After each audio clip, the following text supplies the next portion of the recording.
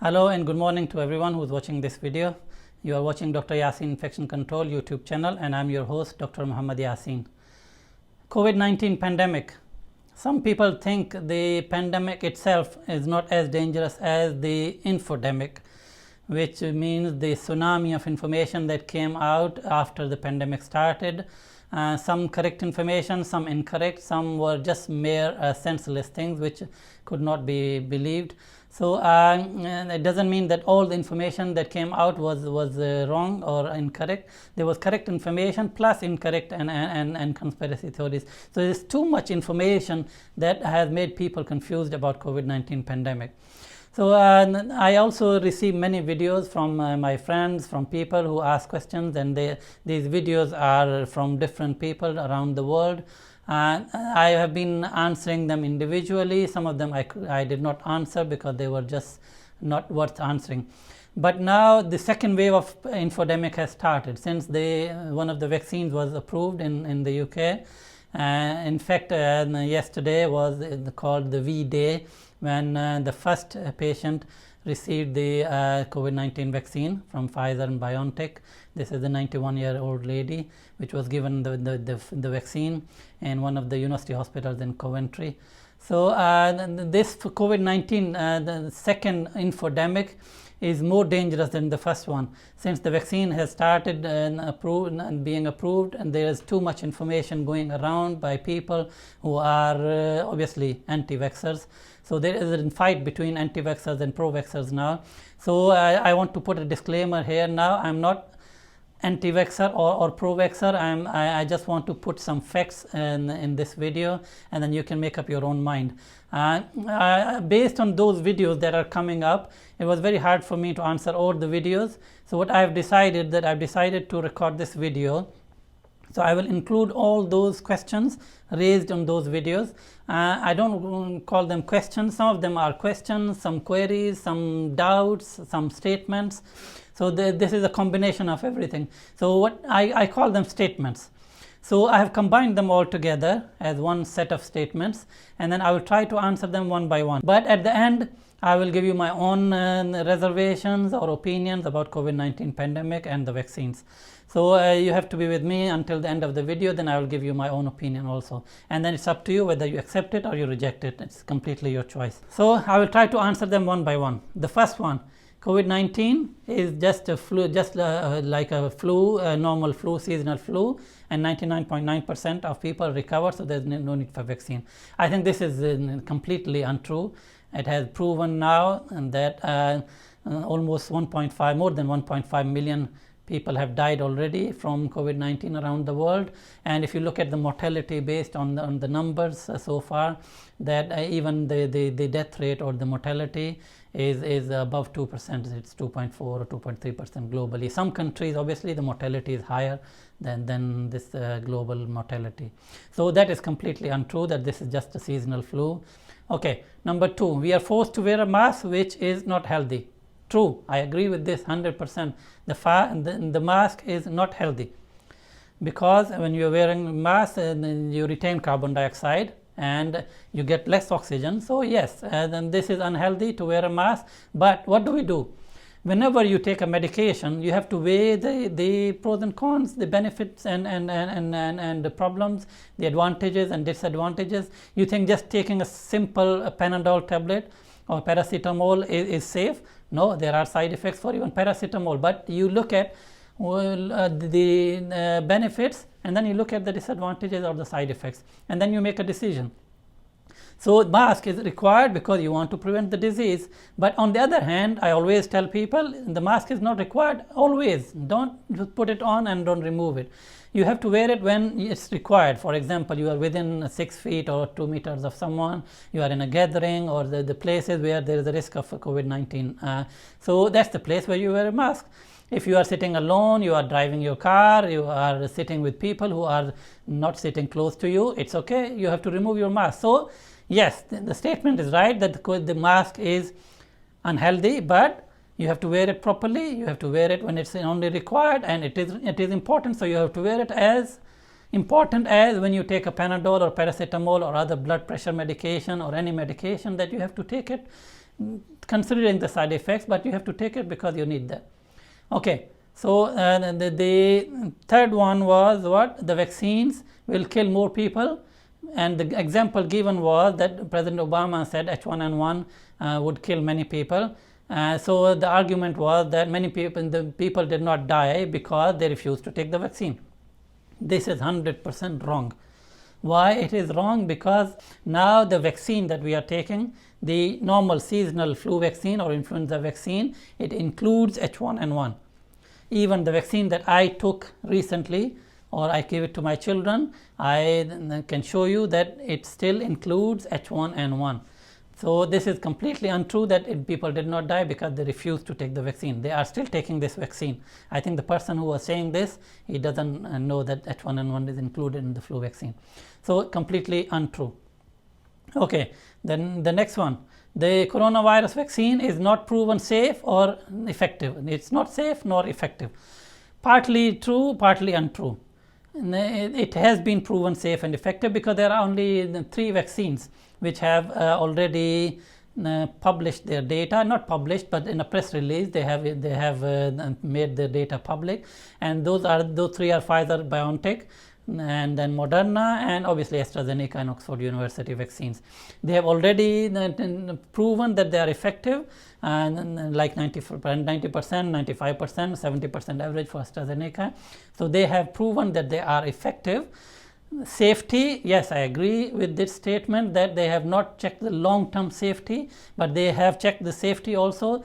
The vaccine was given to many thousands of people, and there are not many serious adverse effects. And they submitted the data, for example, in case of Pfizer and BioNTech, when they submitted their data for approval from the MHRA, the Medicine and Healthcare Products Regulatory Agency in the UK. They submitted minimum 2 months of safety data, which is the requirement anyway. So it is not completely true that they are not effective nor safe. They are safe based on that data, but long-term safety, I agree that they did not check the long-term safety of the effects that the person will have. Okay, the next one. All COVID-19 vaccines are RNA based. Not true. Partly true that some vaccines are using mRNA, they are using mRNA, which is messenger RNA, and only 2 vaccines are based on this, the Moderna and Pfizer BioNTech. So 2 vaccines are only based on mRNA. The other vaccines are same viral vector, and it is a part of the virus or dead virus that they will be using. So not completely true. Okay, the next one. RNA vaccines will alter the DNA and will make people behave the way somebody will control them. That is not true. It is completely wrong. And the RNA or mRNA will be injected into the body, although it will penetrate the cell, but it will not reach the nucleus. The DNA, the human DNA in the human cell is in the nucleus. The mRNA, messenger RNA, will only reach the cytoplasm, where it will give the message to the cell to produce the proteins, the spike proteins, which are present on the virus, which are bind to the cells and cause the disease. So only cytoplasm and the mRNA will reach there, and the cell will produce the spike proteins. So this is not true that the DNA will be altered. Okay, the next one. Non-human tissue or cells from monkeys and aborted fetus are used. This is not true once again. And the vaccine which is prepared, the 2 vaccines which are mRNA based, they don't use any tissue or any cells, human cells at all. This is just a code of the RNA which will be injected. So if you remember, China, when the COVID-19 pandemic started, the Chinese released the coding of the virus. So that code is used, and only the coding of the mRNA is used, not any human tissue or non-human tissue or cells or anything. Yes, some vaccines like AstraZeneca, Oxford University vaccine, it is using the DNA, but again, some people have misunderstanding because they say adenovirus is the one that infects the chimpanzees. That doesn't mean the tissue of the chimpanzee will be used. The adenovirus which causes infections in the chimpanzee will have been used as a dead virus. So again, this is not true that the non-human cells will be used. The next one, Pfizer and BioNTech vaccine, they are using the lipid or fat from pork or from animals which Muslims consider them haram. This one also, there's already a statement, and in their leaflet also, Pfizer BioNTech, they have already clarified that they are not using this. They are only using the lipid which is synthetic or from the vegetable sources.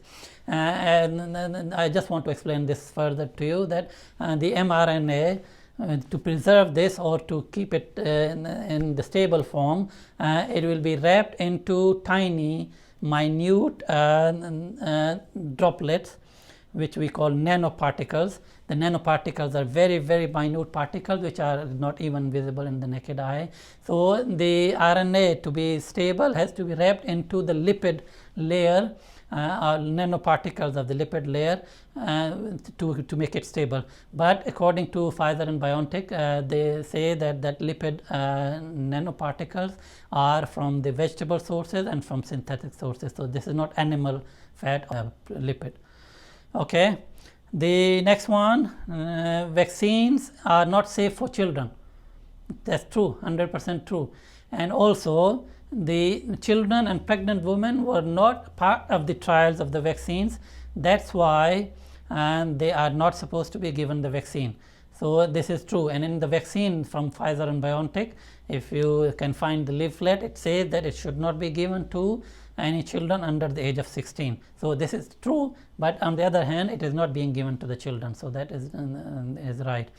Okay, and then that Pfizer BioNTech vaccine, which was given approval, the many safety and many steps that are usually required for approval were skipped, and the vaccine was approved. Okay, I think that is not true. This is not true, because all the steps were followed. If you remember one of the videos I recorded, what are the steps for any vaccine preparation until the approval and to be given to people, all the steps were followed. It went through clinical phases. It had a preclinical phase. It had clinical phases 1, 2, 3, and it also submitted the safety data. So minimum safety data which is required is 2 months for emergency use approval. So it was submitted, and also the efficacy for any vaccine to be approved, a minimum requirement is 50%, and they also submitted that it was 90% efficacious or effective. So all the steps were followed, except, as I said, the long-term safety data. Obviously, that is another issue which I will talk about this in my own opinion segment. Some people think the vaccines will be mandatory. This is not true. Even WHO in their press brief on Friday made it clear that this will not be mandatory. It is optional for people to take it, so nobody will be forced to take the vaccine. It's your own choice. But on the other hand, some countries, some hospitals, some organizations may make it mandatory for their people. So, or this may be part of the travel requirement. For example, if one of the countries says that you cannot enter my country until you have this vaccine, so this is mandatory thing. So this is your choice. You don't visit that country. You stay in your own country, this is fine for you. So the same way, or some organizations or some hospitals may make it mandatory for their people. That is a separate thing, but it is not mandatory for everyone to take. Okay, now finally, and as I said, I will give you my own reservation that I have about the vaccines. Number one, obviously the same reservation that everybody has, that the long-term safety is not known. So the vaccines in the past have been given to people, and long-term safety was checked. So in this case, it was only a few months safety data. So on the other hand, the question is, could the companies or could the world afford to wait another few years to check the safety before rolling out the vaccine? I think the answer to this question is no, and it had to be used now. We could not wait many years to look at the safety before giving it to people. So yes, that's why this is not the only example. There are many drug examples. There are many examples where there is something called emergency use authorization. So FDA also uses emergency use authorization to give approval to some medication which are to be used as emergency medication. Like for example, the remdesivir was given emergency approval to be used for COVID-19. It was used for Ebola, but for COVID-19 it was given approval as an emergency use authorization to be used. So there are many examples for other medications which are given emergency use approval.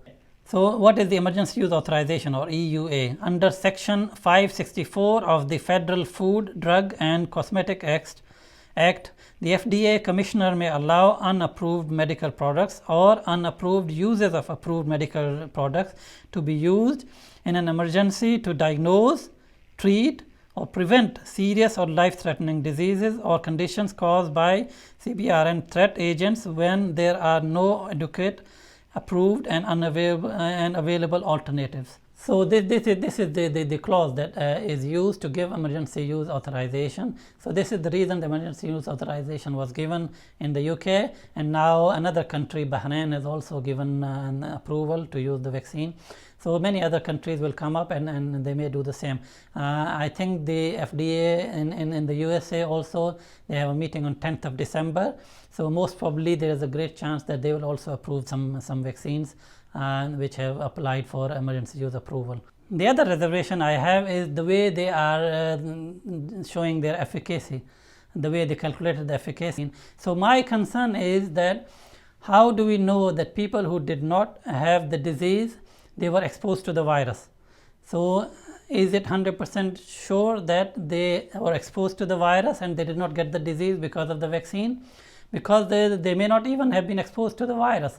So that is not 100% true, that people who did not get the virus or the disease, they did not get it because they were given the vaccine. They may not have been exposed to the virus. So that's another thing that it makes the calculation not 100% accurate. But anyway, that's something that I thought is something that we need to think about.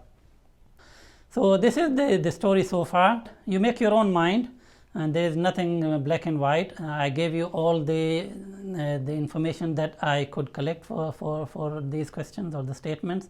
You make up your own mind. You can ask more experts and get the answers you want. From the Islamic perspective, the Muslims who have their own reservations on getting the vaccines, there are two pieces of information that I want to share with you. There's the Islamic portal website in the UK. You can go to that website. They have already issued their ruling that the vaccine is halal. And the second is the BIMA. So this is British Islamic Medical Association. They have also issued their ruling that the vaccine is absolutely fine from Islamic perspective to take. So I thought I could share this with you also, people who have their concern from the religious point of view. Take care of yourself, take care of people around you. Assalamu alaikum wa rahmatullahi wa barakatuh.